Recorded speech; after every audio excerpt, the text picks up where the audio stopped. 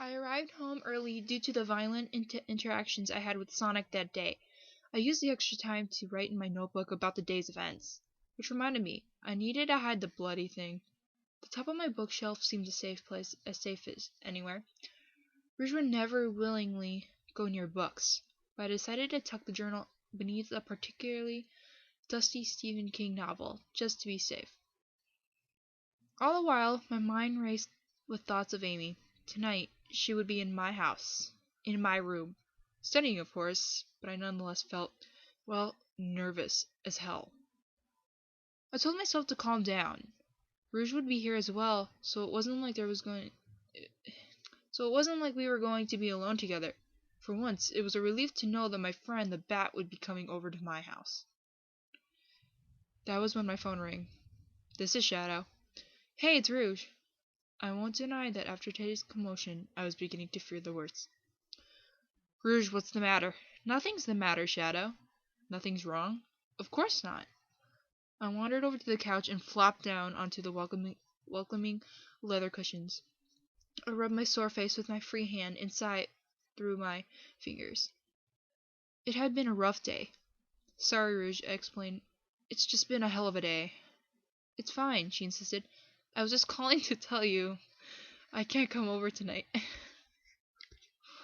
My eyes shot open and I bolted upright in my seat. The pieces came together fast and hard in my mind. This was her plan. This was her plan. Bail on us now. Get Amy and I alone together.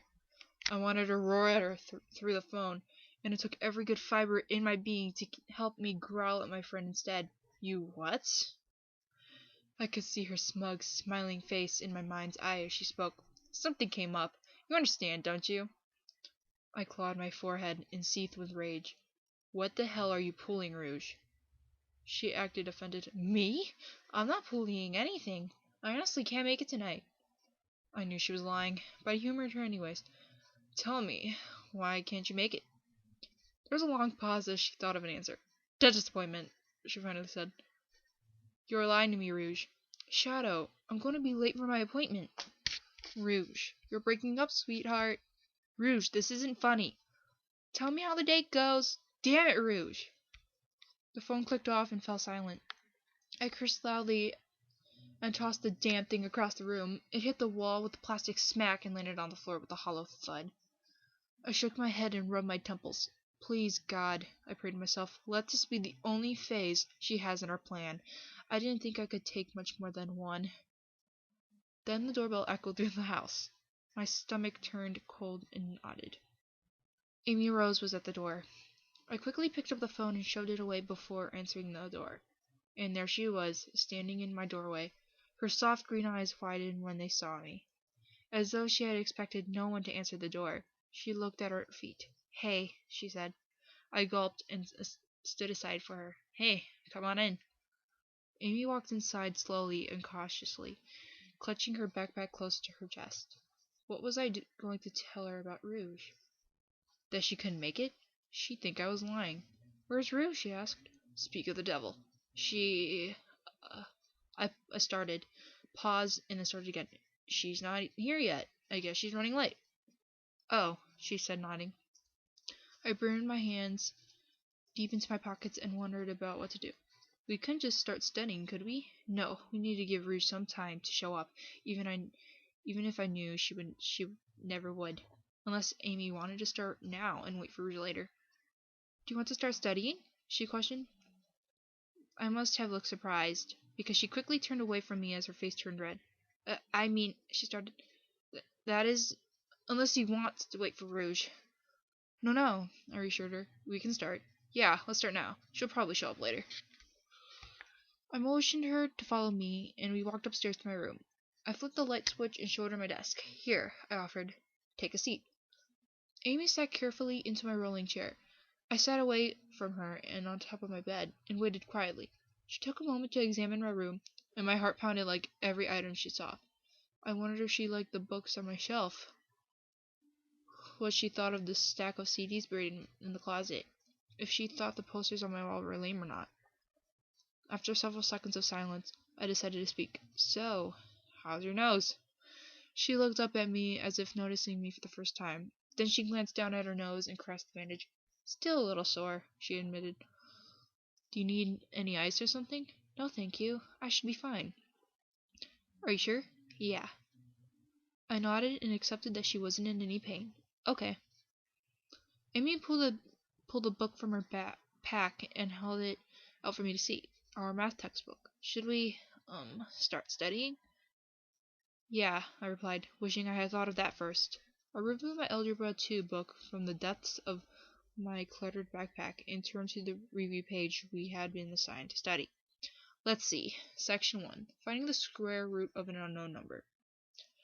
I already did numbers 1 and 2, she told me. I had some free time after today's test, and, well, I nodded again. That's good. Can I check them? Sure, she said. I walked over to her seat and loomed over her shoulder. My heart rate was finally slowing back down to its normal pace. I had work to focus on now, not just Amy. I could manage that. Okay, I remarked. Here's what you did wrong. I pointed to the remainder of her equation, the little number she had penciled in the right of the paper. You forgot to factor in the remainder. Amy turned bright red. Oh, she responded sadly. It's okay, I said. We're studying, right? Go ahead and do the math. She scribbled down a few different numbers and looked at me for guidance. I checked the textbook's answer guide. Did I get it right this time? Yeah, you got it. We did this for a few minutes, back and forth, questions about mathematics, tender moments concerning decimal placement, your usual romantic stuff.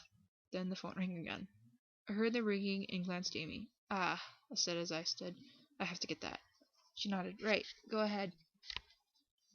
I strolled downstairs, answered the phone, and immediately heard, Tell me the details.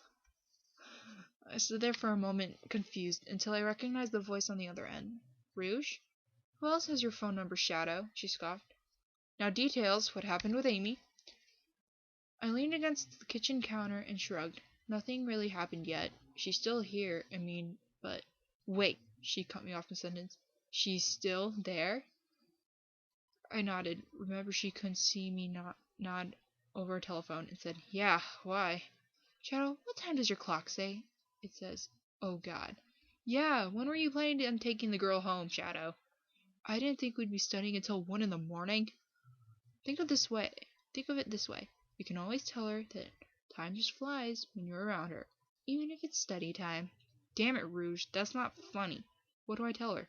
Chill out, Shadow. You didn't do anything wrong. Just tell her it's late and walk her home. I took a deep breath. Alright, I can do that. Rouge's voice cackled. Okay, do that. And then give me a full report tomorrow. I rolled my eyes. Got it.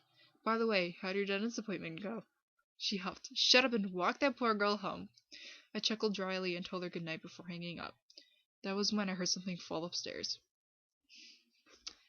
Sorry if I was laughing at some parts of the story. It's just that I read this before. And there were some funny parts, which was Rouge and Shadow's bickering. That's like my favorite part in this chapter. But anyway, I don't think you guys want to hear me ramble about the story. I will tell you my thoughts at the end of chapter 9, since that's short. But yeah, chapter 6 would either be done tomorrow, after school Wednesday, or this weekend. Oh, forget about it. I might do it tomorrow, because after I get my homework done, then I'll do it tomorrow. Or I can just read it today and post it tomorrow. I have many opportunities to do it.